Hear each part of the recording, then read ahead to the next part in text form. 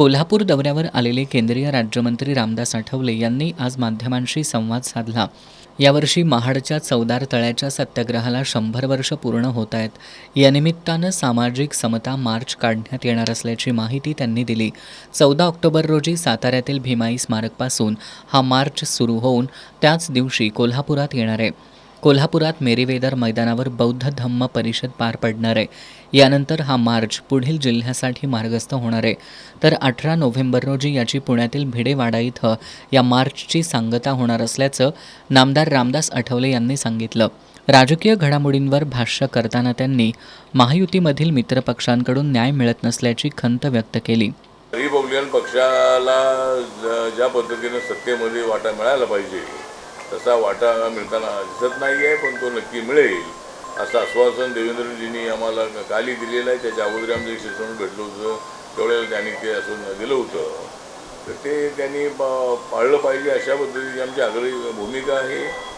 राम मंदिर चोरी प्रकरणात उद्धव ठाकरे करत असलेल्या आंदोलनाबद्दल बोलताना असा मोर्चा काढून काही मिळणार नाही, यासह त्यांना आपले आमदार खासदार सांभाळता येत नाहीत अशी टीका केली.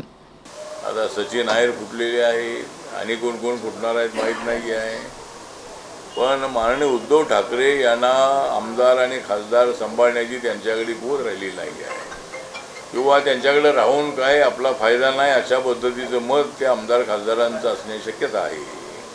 आणि आम्हाला फोडाफोडी करण्याची गरज नाही आहे. त्या फोडाफोडीची अमित शहांचा कसलाही संबंध नाही आहे, पण आरोप करण्यासाठी कुणाचं तोंड आम्ही बंद करू शकत नाही आणि दुसऱ्यांचं तोंड आम्ही बंद करू शकू, पण संजय राऊत यांचं तोंड बंद करणं फार अवघड आहे. त्यामुळं रोज सकाळी ते आरोप प्रत्यारोप करण्याचं त्यांचं कामच आहे. हे ऑपरेशन देवेंद्र ऑपरेशन नाही आहे, तर हे ऑपरेशन उद्धव ठाकरेंचं ऑपरेशन आहे.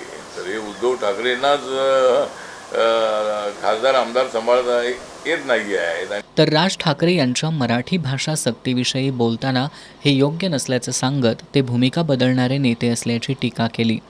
त्यामुळं मुंबई ही आर्थिक राजधानी आहे, त्यामुळं मला असं वाटतं की मराठीचा आग्रह धरणं हे अत्यंत अयोग्य आहे आणि ज्याला मराठी त्यांनी शिकावं यासाठी ठीक आहे, पण रिक्षाच्या परमिटसाठी टॅक्सीच्या परमिटसाठी मराठी आलंच पाहिजे, ते शिका नाही तर आम्ही ते रद्द करू अशा पद्धतीची भाषा योग्य नाही आहे.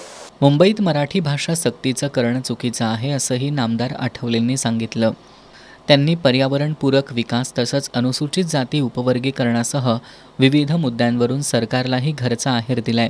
यावेळी RPI नेते प्राध्यापक शहाजी कांबळे, राजाभाऊ सरोदे, गौतम सोनवणे, बाबूराव कदम, अशोक गायकवाड, उत्तम कांबळे, अण्णा वायदंडे आदी उपस्थित होते.